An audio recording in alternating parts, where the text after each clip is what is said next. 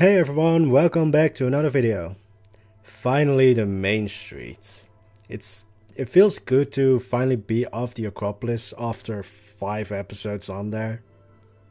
Again, the Acropolis is not yet fully done, but I just didn't have the inspiration to continue right now, so I did have enough inspiration for the main street, so.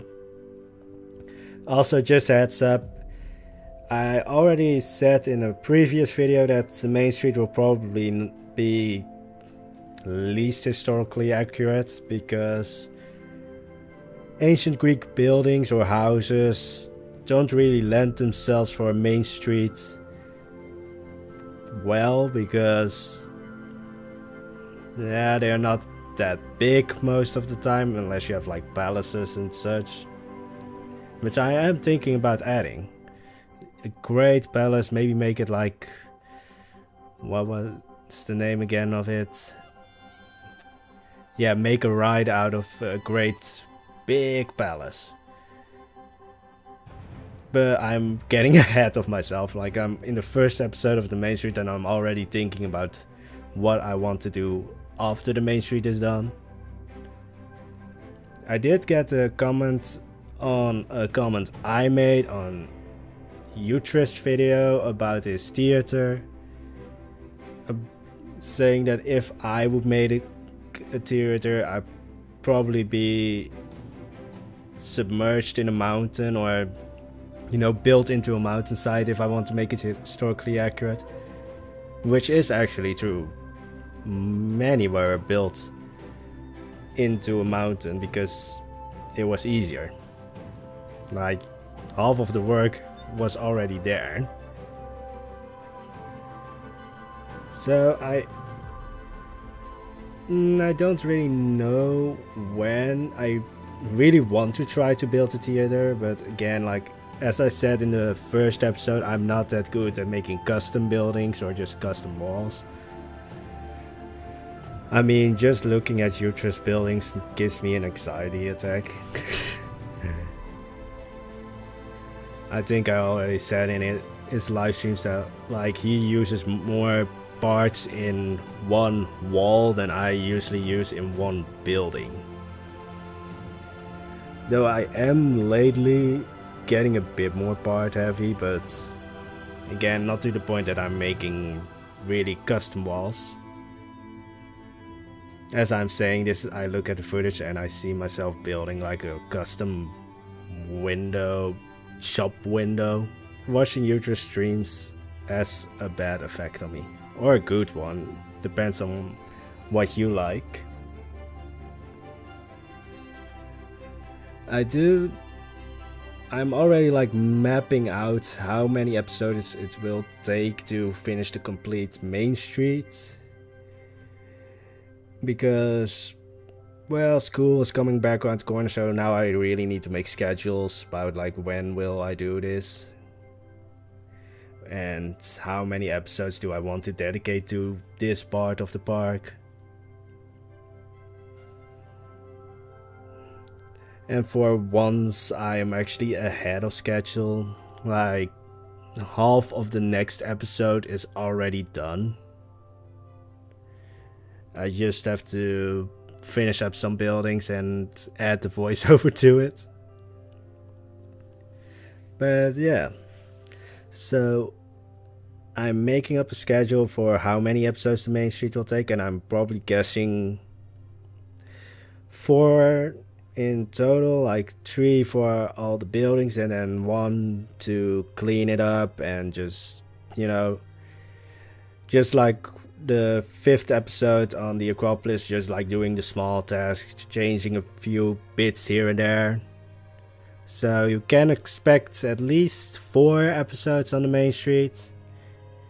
If I'm working really fast, maybe even 3, but yeah, I'm leaving that up to fate.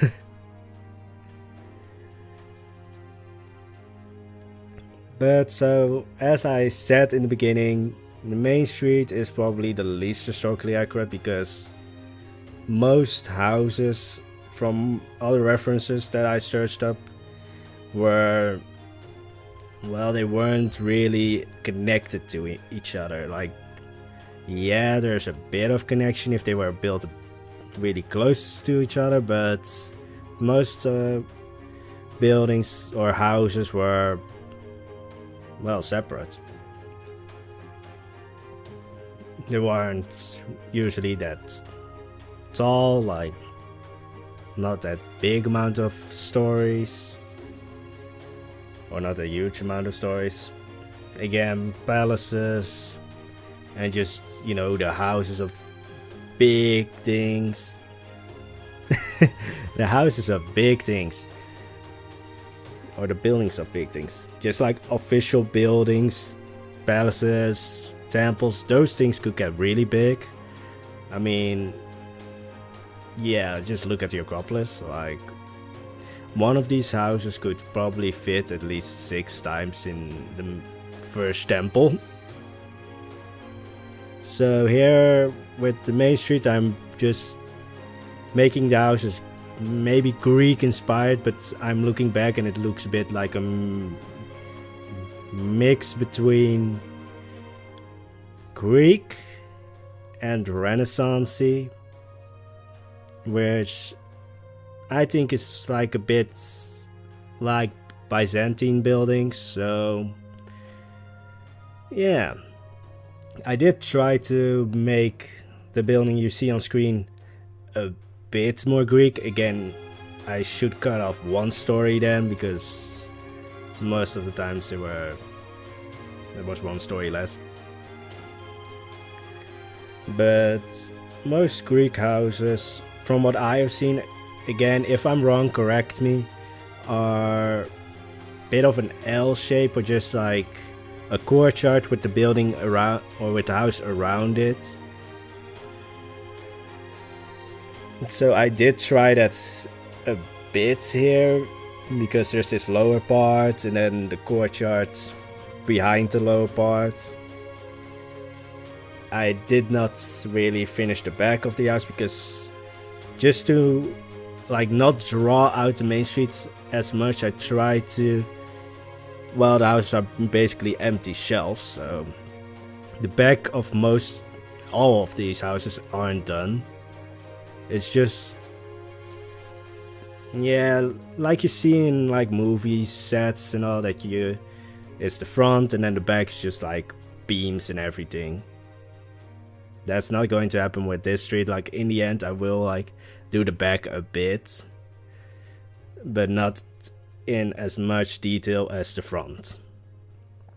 So what was I talking about? Really going from one point to another. Again, if you see most of my videos, that's how I talk. I'm really just... Can I coin squirrel mode? Like, I asked on one of Rudy's videos of Isla Nepali, like how he can focus on a building for focus on one building for so long. And he said like, oh yeah, it takes time and effort, like you need to just work on that, and I can't. I'm having way too much fun in squirrel mode, because then things happen that you don't expect. Like, you build something when I'm in squirrel mode, and then I'm like, why am I building this? And then when I'm done, it's like, oh, this actually doesn't look that bad. I think in the last episode I called it like a happy accident. So I'm probably going to continue doing that, mainly because that's like really how I have fun, just doing random things, going here and there, and then trying to organize it when I'm editing. Which is pretty easy. Like, my squirrel mode goes as far as like I am building a building, but then I want to build a building next to it. It's not like I want to build an entire new thing on the other side of the map. So in the end it will work out, because when I'm going from one building to the next constantly, eventually I will return to the first building. This rambling is... Again, I'm getting really comfortable with just this mic in front of my face. Like, in reality, I'm a really shy, awkward guy, and over the past few episodes, well, in public I'm still awkward and shy, but here in front of this microphone, if like, as I said, like in the last episode, like, I'm not drunk, but when I am drunk, I become just a waterfall of words, and this mic now has kind of the same effect on me, which I'm really happy actually about. This is not like a message to every shy kid, and well, I'm not really a kid anymore. But it's not like a message to every shy person, like, go in front of a microphone, because it might just scare the shit out of you. But for me it helped. If you're hearing that I'm like more enthusiastic or just more open with talking and rambling, thank you. I don't know why I say thank you from if you hear that. But this is another like example of, it's really easy now for me to talk, and I'm really not scared at all. But anyways, I should probably wrap up this rambling. Hope you liked the video. If you do, please subscribe. Hope you have an amazing day, and see you Thursday. Bye bye.